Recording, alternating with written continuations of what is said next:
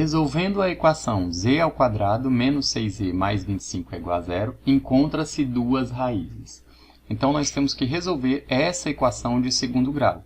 Normalmente, a gente é acostumado a ver aqui um x no lugar do z, mas eu troquei a variável por z, não muda nada na resolução. Como é uma equação de segundo grau com os três termos, é uma equação de segundo grau completa, eu vou usar a fórmula de Bhaskara. Então, vamos lá. Primeiro passo para usar a fórmula de Bhaskara é identificar os coeficientes numéricos dos meus monômios. Então, o coeficiente A vale mais 1, que é o coeficiente de z ao quadrado. Está implícito aqui, ele não está escrito, mas está implícito que é mais 1. O coeficiente B é o número que multiplica o z aqui, é menos 6.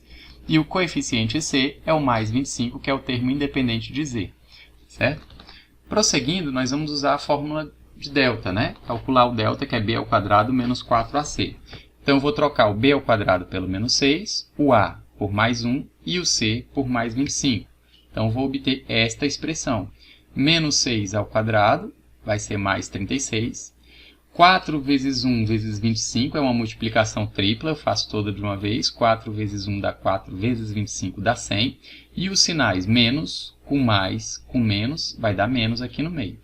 Repare um detalhe que muita gente erra. Menos 6 ao quadrado, não importa se essa potência, se essa base é negativa ou positiva, como é elevado ao quadrado, o resultado é sempre positivo. Isso sempre vai acontecer nesse primeiro resultado aqui.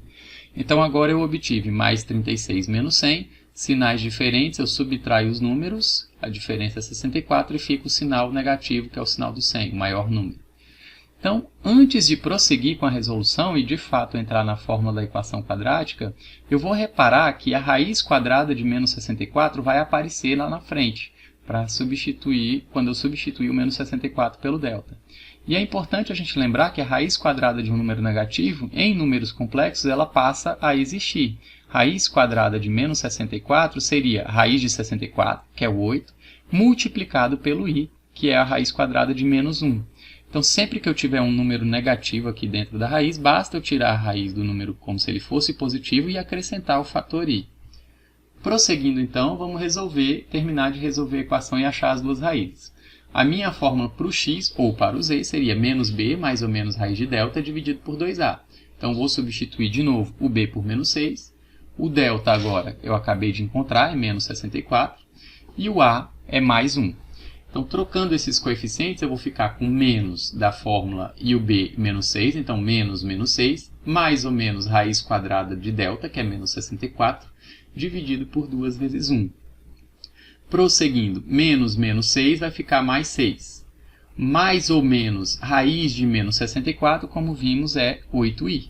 Então, mais ou menos 8i dividido por 2 vezes 1, que vai dar 2. Certo? Prossigo, então, separando as raízes. Então, eu vou ter 6 mais 8i dividido por 2, vai ser uma das raízes, usando o sinal de mais. E a outra vai ser 6 menos 8i dividido por 2. Eu posso simplificar também um pouco mais essa expressão fazendo a divisão do 6 pelo 2, que chega a 3, e do 8 dividido por 2, que chega a 4i. Então, eu vou ter uma raiz com sinal positivo, 3 mais 4i, e a outra, se eu repetir o processo, vai ficar 3 menos 4i. Verifique o seguinte, eu tenho duas raízes, a parte real dessas raízes é a mesma, que é o 3, e a parte imaginária tem sinais trocados. Então, esses números são o que a gente chama de conjugados. Um é o conjugado do outro. Quer dizer, tem a mesma parte real, mas tem a parte imaginária com sinais invertidos. Logo, a alternativa correta é a letra E.